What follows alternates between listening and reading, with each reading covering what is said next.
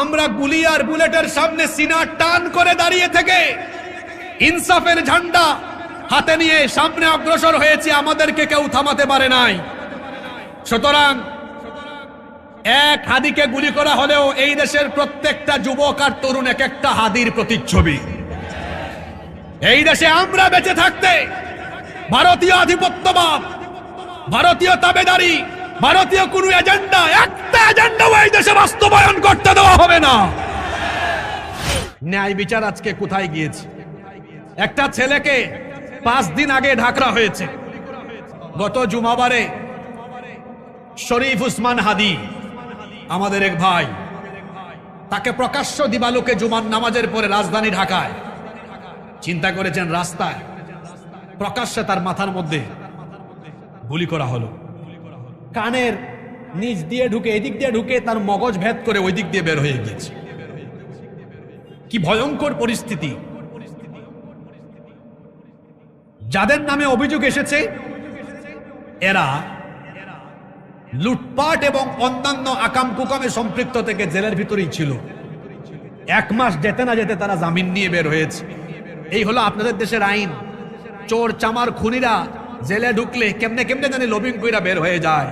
যদি সেখানে মানুষের আইনের পরিবর্তে আল্লাহর আইন থাকতো, তাহলে চোর চামার খুনিরা কোনোদিন জেল থেকে এত সহজে বের হতে পারত না।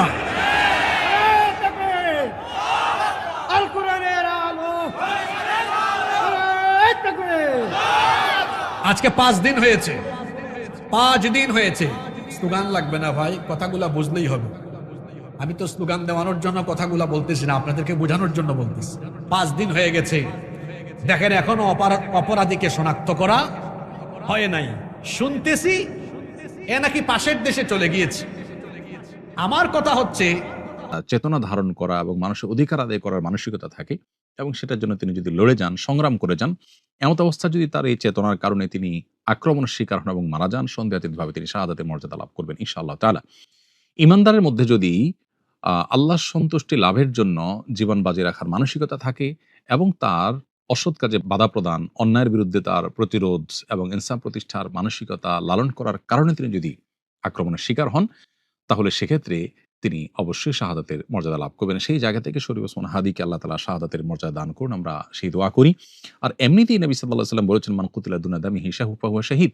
যে ব্যক্তি কারোর হাতে খুন হয়েছে, জীবন রক্ষা করতে গিয়ে তার জীবন খুন হয়েছে, অর্থাৎ সাধারণ ধস্তাধস্তিতে অথবা কোনো ডাকাতের হাতে মারা গেছে, সে দেখতে তাকে হসপিটালে গিয়েছিলেন। আমাদের হাসানাত আব্দুল্লাহ ভাই সহ, সার্জিস আলম সহ অনেক মানুষ সেখানে তার জন্য চোখের পানি ফেলেছেন, কেঁদেছেন।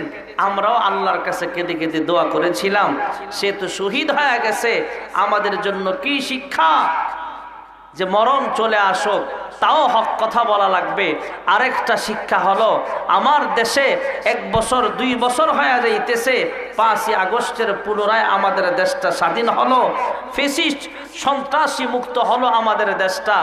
আবারও এই সন্ত্রাসী কার্যক্রম যারা চালাচ্ছে তাদের বিরুদ্ধে অবশ্যই প্রশাসনিক আইন সহ দেশের সব নাগরিকদের সোচ্চার থাকা প্রয়োজন। ঠিক না বেঠিক জোরে বলে? আমরা চাই এই উসমান হাদিকে যারা হত্যা করেছে, এই হত্যার সাথে যারা জড়িত, এদের সবগুলাকে দেশ থেকে পালায়া গেল, অন্য দেশ থেকে ধরে এনে আনা হোক, এদেরকে ফাঁসির কাস্টে ঝুলানো উচিত। ঠিক না বেঠিক জোরে বলেন?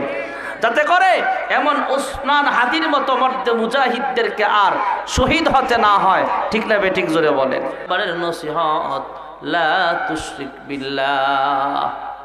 হ্যাঁ সন্তান, আল্লাহ তাআলার সাথে তোমরা শরীক করিও না, কারণ আল্লাহ হলেন আমার রিজিকের মালিক, আল্লাহ হলেন খালেক, আল্লাহ হলেন মালিক, আল্লাহ তাআলা আমার সৃষ্টিকর্তা, আল্লাহ তাআলা আমার রিজিক দেনওয়ালা, আল্লাহ তাআলা সব কিছুর মালিক। জোরে কোন সুবহানাল্লাহ। আল্লাহ তাআলার সাথে শরীক করা যাবে না। 2 নম্বরের নসিহত করলেন, ইয়া বুনাইয়া আকিমিস সালাতা ওয়া আমুর বিল মা'রুফ ওয়ানহা আনিল মুনকার ওয়াসবির আলা মা আসাবাক ইন্না যালিকা মিন আজমিল উমুর। কয়েকটা নসিহতের প্রথম নসিহত হলো আল্লাহ তাআলার সাথে শরীক করা যাবে না। হে সন্তান, সব সময় আল্লাহর কুদরতি পায়ে সাজদা দিতে হবে। কোনো কিছু চাইলেও আল্লাহ তাআলার কাছে চাইতে হবে। আল্লাহ তাআলা এ কথাটা আমাদেরকে সূরাতুল ফাতিহার মাধ্যমে শিক্ষা দিয়েছেন। ইয়্যাকা না'বুদু ওয়া ইয়্যাকা নাস্তাঈন। আমরা ইবাদত করব আল্লাহর, সাহায্য চাইব জোরে বলেন কার কাছে? আমরা সন্তান চাইব কার কাছে? কথা কয় না, সন্তান দেওয়ার মালিক কে? আর জোরে বলেন কে?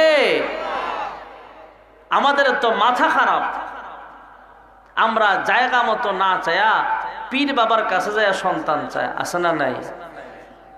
একটা সন্তান দে রে বাবা, একটা সন্তান দে। নাউজুবিল্লাহ কর না। অনেক পীর বাবার তো নিজেরই ছেলে মেয়ে নাই, আপনারে কি দিব? এই কথাটা একটু ঘুরাইয়া বললেই তো হয়। একটা সন্তান দে রে আল্লাহ, একটা সন্তান দে। ঠিক না বেঠিক? হযরত ইব্রাহিম পয়গম্বর আলাইহিস সালাতু ওয়াস সালাম বৃদ্ধ বয়সে আল্লাহ তাআলার কাছে দোয়া করেছিলেন, রব্বি হাবলি মিনাস সালিহিন। আল্লাহ তাআলা ওনার দোয়া কবুল করেছেন, সন্তানও দান করেছিলেন। আমরাও সন্তান চাইব, জোরে বলেন কার কাছে? কাহারো ছেলে আছে মেয়ে নাই, মেয়ে আছে ছেলে নাই। কাহারো ছেলে মেয়ে দুটোই আছে, আর কাহারো কোনো সন্তানই নাই।